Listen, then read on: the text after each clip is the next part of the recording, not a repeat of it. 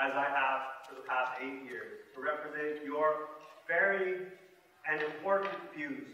Aside from strong economy provincially, I believe we have to do a lot locally, celebrating our entrepreneurs, our risk takers, our young people who are going to create the businesses of tomorrow. I'm very cognizant of the ferry situation, and I share everyone's concern there. The Commission made certain recommendations. The BC government concurred with those and acted on those. I think we need to study a good deal more about salmon populations here, and I think there's a lot more science to understand.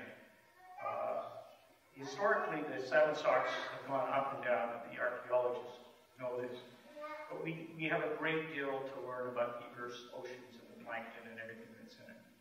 So I think we need a lot of research.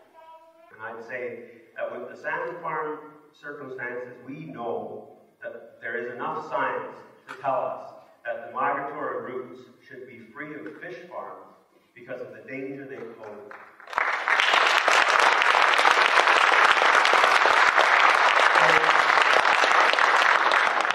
Let me also point out that I think a responsible government will also recognize the impact of the policies that they make. And I think that's why we need to do things in a way that respects the fact that people's lives will be impacted, but we have a larger issue, and that is the future of the wild salmon. Thank you. It's hard to predict, given where the global economy is and some of the decisions we're going to make in the next 2 years, how much energy demand we're going to have, but I suspect it's going to grow. So, like any business proposition, you can't decide in the first few years whether it's a good deal or not a good deal. I personally believe in the long run it'll be a good deal for the province. The Liberal government prohibited BC Hydro from finding new forms of generation, and that's why it was left open to the gold rush on our rivers. I think we've seen the impact, environmentally, socially as well. The impacts socially are that the economic benefits have not proven out. So there were some temporary jobs, and we have to respect the fact that those jobs did provide good wages for people. But ultimately, the British Columbian population has been the loser so far in the IPP projects. When we talk about the economy, what are we talking about? Is it benefiting us? Is it benefiting our children? Will it benefit seniors? Will it benefit future generations?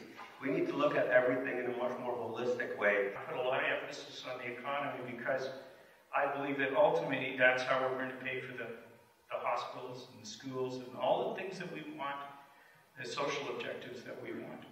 You know, I share with Nick a very strong sense that there needs to be some change. And it's absolutely critical for Powell River and for the Sunshine Coast that we see some changes in how the ferry system is managed. And we need to make sure that the ferries are an extension of our highway system.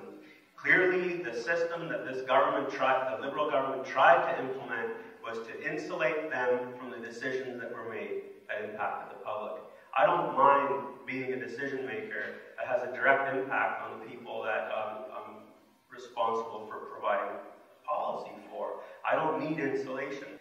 I think this government is also planning to spend $20 million to build an autism family place. And that is, in my opinion, and the opinion of most stakeholders in the sector, money for a building with no services. We need services for the front line. We also need to recognize that the people working in the sector are the lowest paid public service employees in the province. Hear, hear. I would like to see more done in this area to help those families. It is difficult. And we're coming out of a period here where I'm hopeful that there's many areas like this. I'm also concerned about mental health. I think that's a really key area where a good deal needs to be done. I'm not comfortable with some of the shifts that have happened in policy really right across North America. So those are issues that as a society we have to do a better job on. Tourism is one of the quite labor-intensive kinds of economic activities, and it tends to draw professionals here who may well indeed start up businesses. So I'm very keen on promotion of the tourist industry. you know what, I think we have to continue to do what has shown to work. Attract people to communities that are vibrant, culturally, vibrant economically, where we don't have people who are homeless, where we look after one another. I think, the BC Bike Race, Cathalmu, Prisma, we have a lot going for us here. It's a question of how do we market it. But I think we've seen a massive expansion of raw log exports. And every time I see those logs being pulled down on the Salish Sea, I think of the jobs that should be kept here. We really need to refocus. To understand the impact of policy, we are going to work very, very hard to reduce raw log exports. I think the first thing is to recognize that the issue of whole log exports affects different communities in British Columbia differently. For some communities, if you were to shut down whole log exports, there'd be a lot of economic pain. In the kinds of future industries in British Columbia, there's a lot of talent we need to attract and retain. A lot of this talent is really footloose. Thinking of sort of the IT industries. We see that professional kind of group growing on the coast here. They're not visible. They don't have buildings. They're in a home out the back. They're in a room in their homes, and you just never see them. I'm reluctant to, and I can understand the argument of social equity. I'm not sure that ever produces a lot of revenue, and frankly, if you're not careful with taxing those upper brackets, they leave. Our party has been quite clear on our fiscal plan, and there isn't any plan now in this next 4 years to increase taxes beyond what we've already stated and what Adrian Dix has been stating for the past number of months, and that is increasing the taxes on people who earn over $150,000, restoring the corporate tax rate to levels of, I believe it was 2008 levels, which is exactly what the Liberal government was doing too. One of the great things that we have in this province is we've got a lot of hydropower. We're already, to a significant degree, renewable. Going forward, we have to think globally, but act locally. And part of that means recognizing that when we sell natural gas to China, it substitutes for thermal coal. And so we have to make discerning judgments about those kinds of issues. The NDP has decided that they won't increase the actual carbon tax, but they will broaden those who it impacts, and that includes the oil and gas sector for their venting. When we have constant fighting, whether it's a mine on Texada Island or one on the Seashell Inlet or logging Mount Elphinstone or Millennium Park, these are all things that create divisions in our community. But with a land use plan, which was promised back about 6 years ago by the then Minister Bell, never came through. And I think it would really go a long way to alleviate the tension, but also deal with the problems in a proactive way. So there are really very different views in the community about any given piece of environmental legislation versus jobs in the community. We have a long tradition of forestry in this province, and it's given a lot of us university education, it's fed families, and it's helped to raise kids. Well, Bill, I'm glad you raised that question. I may be a guy from Gibson's, but I recognize your name and the good works you've done for outdoors here in the greater Powell River area. And I'd certainly be prepared to work with you to discuss what needs to be done to safeguard these environmental resources and build on these kinds of trails, allow people to get out in the wilderness. I know there's a lot of people that are settled here in the community because of the just amazing natural resources and beauty that you have here.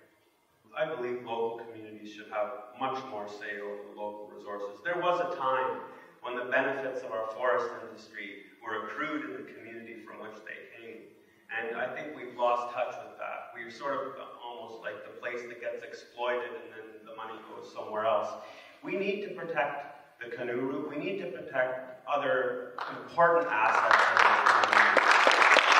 serious weakening of our public education system, despite the valiant efforts of school administrators and teachers, needs to be reversed, and the start of that is to reinvest in the classrooms. As boomers move out of the teaching profession and we have a fresh crop of talented teachers entering the system, we're going to see more change.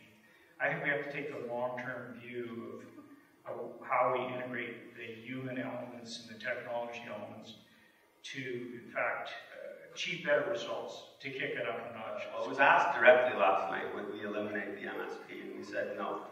And the reason we say no is we can't afford it right now.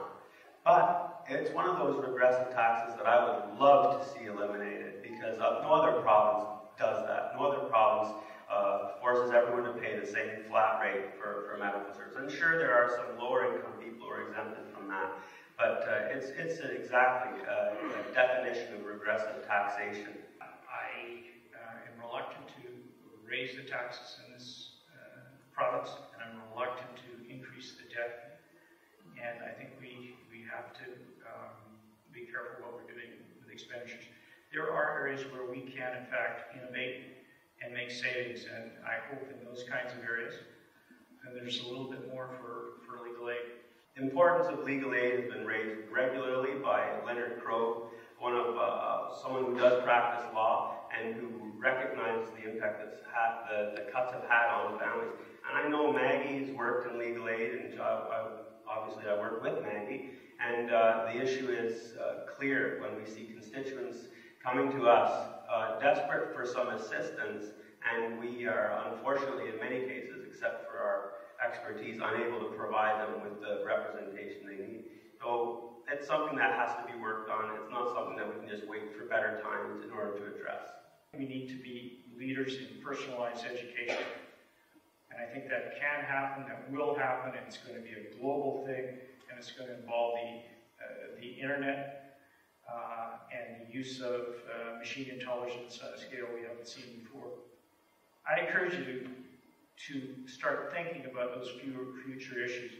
We need to be more forward-looking as a society, because so many other countries in the world are moving very, very quickly, and we have to be competitive.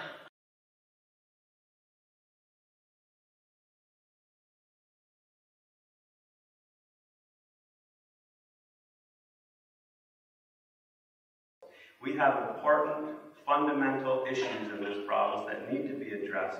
We need to protect our environment. We need to protect jobs. We need to ensure that we have the skills necessary in our society for the jobs of tomorrow.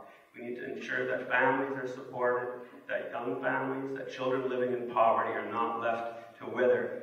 We have plans for poverty reduction that I think go beyond anything that other parties have talked about. I'm so proud of that, because I think fundamentally, if we wait another 9 years, in 9 years there'll be a child who's grown up in poverty.